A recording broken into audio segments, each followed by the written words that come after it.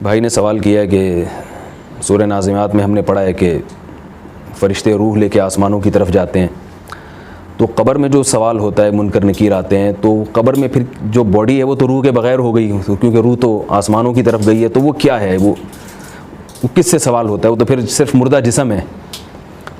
इस सवाल को और मैं मज़ीद पुख्ता करने के लिए मज़ीद एक बात कहता हूँ कि कुरान मजीद में आता है कि नेक लोगों की रूहें इल्लियीन में हैं।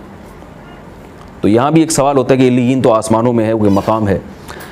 तो देखें, ये रूहें जब आसमान की तरफ जाती हैं तो उनका इस बॉडी से कुछ न कुछ ताल्लुक़ रहता है। ये कुरान और सुन्नत से साबित है। वो किस नौइयत का ताल्लुक़ है उसकी हकीकत हमें मालूम नहीं है। इसकी मिसाल ऐसे है जैसे कुरान मजीद ने मौत को नींद से तशबीह दी है। अब आप देखें, एक आदमी जब सोता है तो उसकी रूह का उसके जिस्म से ताल्लुक़ कमज़ोर हो जाता है। कुरान में आता है अल्लाहु यतवफ़्फ़ल अनफुसा हीना मौतिहा वल्लती लम तमुत फ़ी मनामिहा, कि जब तुम सो जाते हो तो अल्लाह तुम्हारी रूहों को कब्ज़ कर लेता है। तो क्या मतलब, रूह का जिस्म से ताल्लुक़ कमज़ोर पड़ गया। और फरमाया जब तुम मरते हो तो भी अल्लाह तुम्हारी रूह को कब्ज़ कर लेता है। तो मौत और नींद बहने हैं आपस में, यानी एक दूसरे के मुशाबे हैं। फरमाया कि फिर क्या होता है कि जब तुम उठते हो तो हम तुम्हारी रूह दोबारा लौटा देते हैं, और मौत में नहीं लौटाते, बल्कि मौत में रूह जब लौटेगी जब क़यामत कायम होगी, उस वक्त यानी मरने के बाद फिर रूह लौटेगी और पूरे ज़िंदा हो जाओगे। लेकिन जब हम सोते हैं, अल्लाह हमारी रूह को कब्ज़ करता है, तो हमारी रूह भटक रही होती है, कभी अमेरिका जा रहे हैं, जापान जा रहे हैं, पता नहीं क्या क्या सैर करके आ रहे होते हैं, और ये पूरी जिस्म में नहीं होती। मगर इसका ये मतलब नहीं है कि जिस्म का उससे ताल्लुक़ नहीं है। उस आलम ख्वाब में वो रूह कहाँ कहाँ जा रही है, मगर इस मादी ज़िंदगी में उस रूह का हमारे जिस्म से ताल्लुक़ होता है। तभी आप किसी सोते हुए आदमी के सामने चीख के बात करें या बहुत ज़ोर से बात करें, वो जाग जाता है।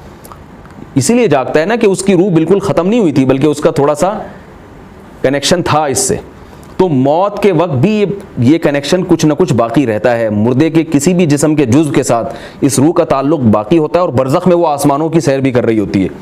तो इसलिए ये सब एक दूसरे के मुनाफी नहीं है, क्योंकि हमने भी मर के देखा नहीं है, तो वो हम इस मादी ज़िंदगी को उस बरज़ख की ज़िंदगी से नहीं समझ सकते। और अहादीस से ये बात साबित है कि जब हम मर जाते हैं, हमारी रूह निकलती है, तो कब्र से भी उसका ताल्लुक़ रहता है, मगर इस आलम अरवाह में दूसरी रूहों से भी इसकी मुलाकात होती है।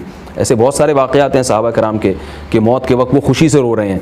पूछा गया भाई क्यों रो रहे हो, कह रहे हैं अल-आन नल्का अस्हाबा मुहम्मदिन सल्लल्लाहु अलैहि वसल्लम, अन करीब अब हमारी मोहम्मद सल्लल्लाहु अलैहि वसल्लम और आपके साथियों से मुलाकात होने वाली है। यहाँ भी सवाल पैदा होगा, भाई ये तो कब्र में होंगे, तो हिसाब व किताब होगा, तो नबी से मुलाकात क्यों होगी? तो नबी सल्लल्लाहु अलैहि वसल्लम से भी मुलाकात होगी, और कब्र में उस बॉडी से भी ताल्लुक़ रहेगा।